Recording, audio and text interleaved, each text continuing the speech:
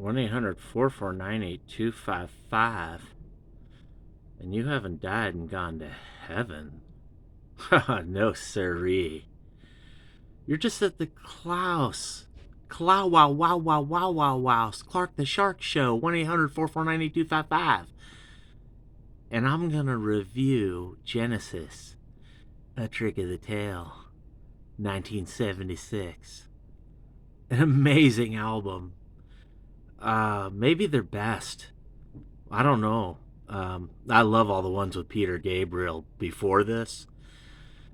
But then suddenly he quit the band rather unexpectedly. And Clark the Shark and all kinds of people were in shock. Genesis without Peter Gabriel.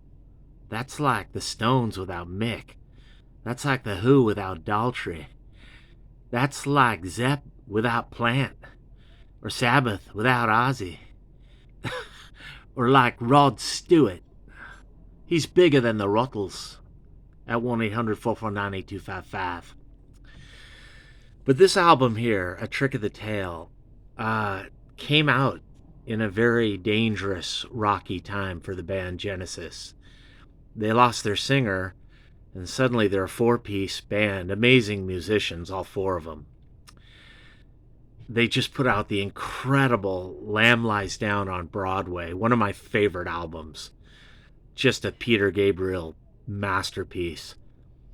And before that, another great album they released, which was just incredible, at 1-800-449-8255, The Clark the Shark Show.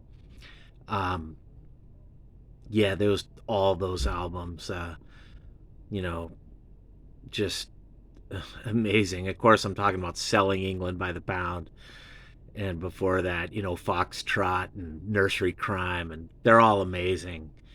I love Genesis, man. And for a few albums after Peter Gabriel was gone, they were still good. Wind and Wuthering, and then there were three. Even Duke is interesting to me. It's got these kick-ass jam, prog, rock and roll, prog, I don't know, shit sounds like King Crimson or something, man. It's badass. And, I'm not a huge Phil Collins drums fanatic here. I can think a drummer's a lot better, but for his talent as a drummer, he's pretty good. And he doesn't hit really hard. Sometimes he does when he wants to. But for me, Genesis is Mike Rutherford. Plays incredible bass, oftentimes fretless. It just sounds amazing. And his guitar, too, on the albums. And, of course, Tony Banks on keyboards. Amazing, awesome keyboardist. Extraordinaire, Tony Banks. At 1-800-449-8255. But anyway, Genesis. They lose their lead singer. And everyone's like, well, it's the end of Genesis, man. The band's over. And then, boom, Dance on a Volcano. The first song is just this prog rock, King Crimson, Yes, ELO, ELP, Eloy, Gentle Giant, insane, Rush, explosive prog anthem. I love Dance on a Volcano. It's just this weird time signature. It almost reminds me of like Captain Beyond. Dance on a Volcano, just incredible. And then Entangled, which Steve Hackett wrote the guitar stuff in Entangled and pretty much wrote a lot of that song. I love Steve Hackett. Squonk, yeah, pretty killer. I mean, for me, it's probably the lame song on the album, but it's got like this big beat going throughout. It's like it's kind of the most closest thing to a pop moment on this album, I think. And Madman Moon, which is just fucking killer. I love that song. Prague and Tony Banks is, he's rocking out, and Rutherford, and it's great, man. Hackett. I love Madman Moon. Now, side two is where this album gets incredible. It's already incredible on side one, but Robbery, Assault, and Battery is amazing. And the solo breakdowns with Hackett and Tony Banks and, Rutherford just playing this killer bass. It's amazing. I love Robbery, Assault, and Battery. And Ripples is really killer. Like acoustic prog, yes, Styx, Rush. Killer, man. I love Ripples. Awesome song. A Trick of the Tail is cool. I love it. It's kind of pop. They're trying to get on the radio with that one, but it's good, man. It's good stuff. And of course, Los Endos. Love it, man. Where Genesis just starts jamming, doing their instrumental prog rock kick ass. It just kicks ass, man. I love A Trick of the Tail. I love this album. It should get 5 stars. But, look at this crap. It gets a 4.5 from somebody. But all 5 stars should be lit up here for A Trick of the Tail by Genesis. This album's amazing. So what critic wouldn't know that? Genesis.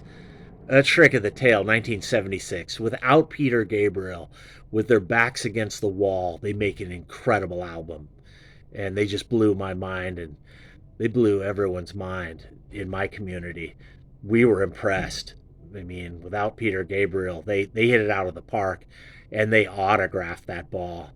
I love progressive rock, man. I love, even a shitty band like Styx is fucking awesome. I love them. And Kansas, pretty killer, man. They got some killer shit, but I love Genesis the most because these guys are from the UK, and they're just with right there with King Crimson and Yes, and I could see where Bill Bruford wanted to play with these guys. Hell yeah. And I could see like Chris Squire playing with this too. Genesis, A Trick of the Tail. Awesome album. So awesome, man. The cover is so awesome. The lady, I think her name was Betty Swanick, did this cover, and it's killer. Same lady that did Selling England by the Pound. I'm pretty sure. I could be wrong there. But I love all the confusing messages in this cover.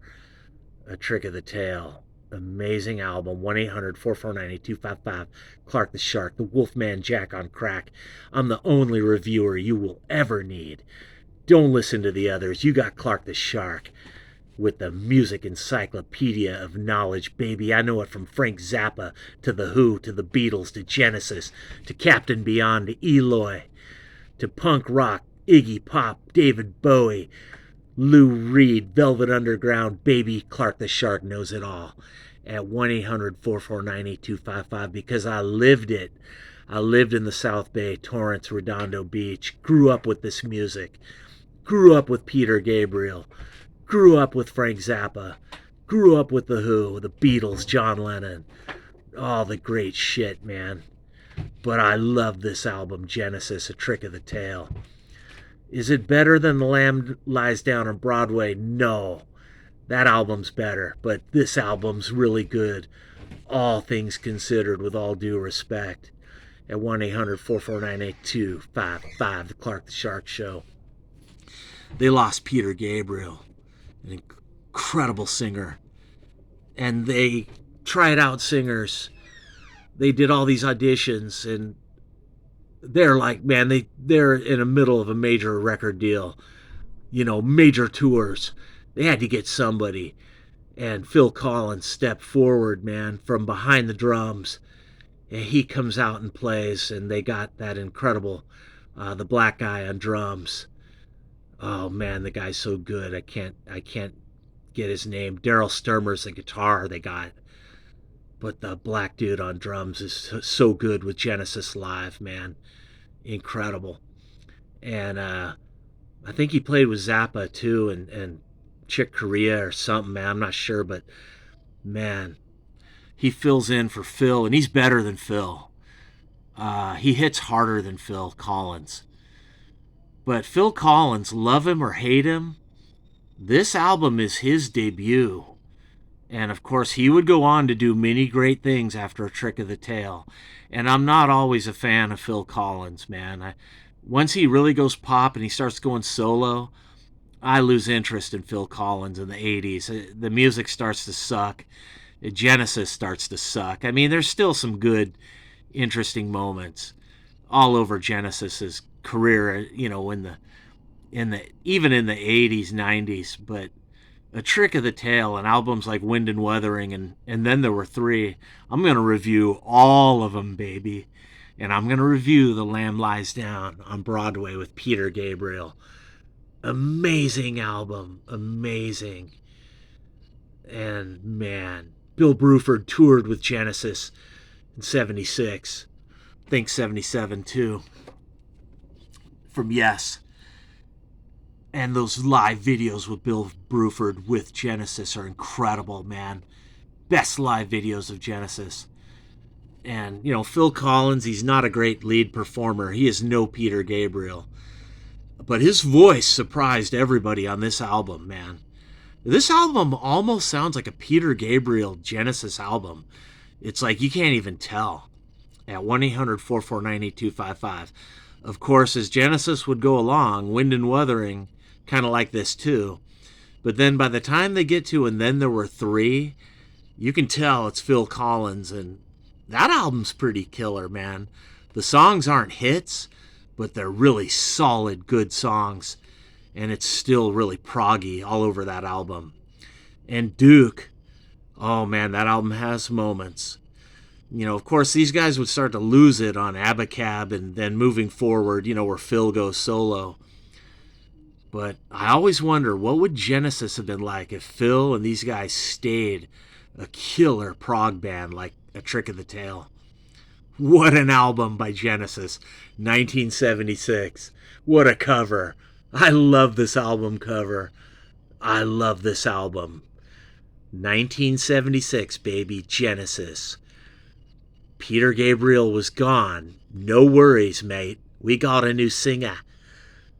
And they went forward, man, and they kept on rocking, and they got even bigger. Maybe for not good reasons, and maybe all wasn't well artistically in the Genesis camp world. But for better or for worse, take it or leave it, like it or not, Genesis went on without Peter Gabriel. They did the impossible. And I'm going to review those Peter Gabriel solo albums because the early ones are incredible.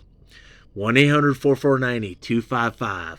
Clark the Shark, and you just got another amazing review of Genesis, A Trick of the Tail, baby. Amazing album. Amazing. I love it. I'm out. VR.